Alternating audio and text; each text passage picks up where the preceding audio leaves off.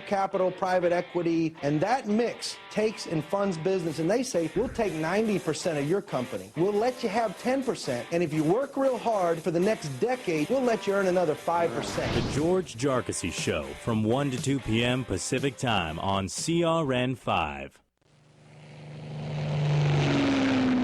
Flying high at 60,000 feet on the very cusp of outer space, he is strapped in and ready to dive bomb the pernicious peddlers of the pornographic politic.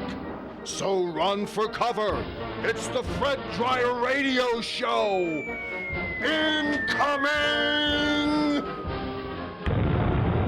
And now, here is your host, Fred Dryer. Yes, indeed, ladies and gentlemen, I am your host, strapped in, tied up here at 60,000 feet. I am blazing along in the cockpit, the mighty cockpit that's galvanized and steam cleaned. I'm strapped in snugly, ready to dive bomb the pernicious peddlers of the pornographic politic. And with me in the cockpit is my good friend Eric Horn, sitting in for Michael Horn today. Eric? It is an honor to be here, Phil. I have to say thank you very much for letting me sit in for Mike. You're welcome. It's great. I every once in a while, we like to have people, come on in and sit in with us. And, it's great to get Mike off the hay pile in the back, And sometimes it's going to have different views, too. Well, Mike, the last week, he tried to smuggle in a goat into the back of the airplane. I heard about that, and it's not good. A lot of cleanup involved. Yeah, a lot of cleanup, and we're riding high. There's a lot to consider. Today, I'm looking at the newspaper, and this is a huge fallout over this bounty thing in the NFL.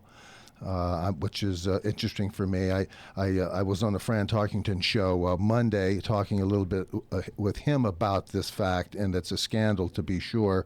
And what will happen to that, we don't know. There just doesn't seem to be any parenting or any responsibility coming from ownership and certainly from the league that would allow this to happen. Yeah, for the people that don't know, this was regarding the New Orleans Saints, correct? That's correct. Getting a pay bonus almost for sacking the other quarterback or for just injuring other players? Well, the ownership and head coaches knew that the defensive coordinator, Greg Williams, was gathering people up, and they're placing bounties on opponents for cash. Wow. And that's not a good deal. So we have the complete collapse of the culture with these types of people. The character in the league, there's some wonderful, wonderful people here, but at the same time, there's also a lot of the demographic, and I call it the demographic of criminality, which is street thuggism and the tattooed piercing culture.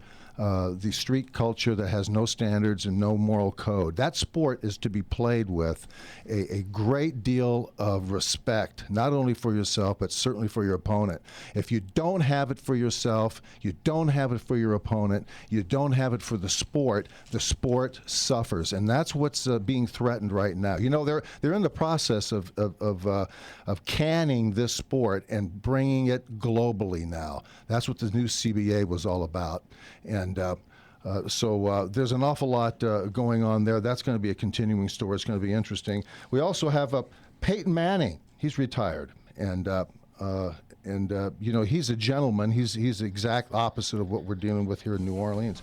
But Tommy, give me a number 10 here about Peyton. They're talking about Bob Holtzman's talking about Peyton's reaction and what it's meant to the city.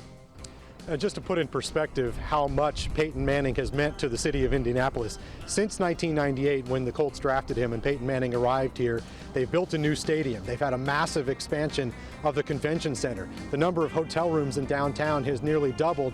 And of course, the Children's Hospital here in Indianapolis is now named Peyton Manning's Children's Hospital. He has had a major impact here in Indianapolis. Everyone that I've spoken with is obviously sorry to see him go, but nobody that I can find at least blames Manning. Isn't that amazing? Do you think they're going to boo him? No, not at all. But here's what's really funny about all this, and that is that Peyton Manning has hired and been more responsible for jobs in Indiana than Barack Obama. We'll be back.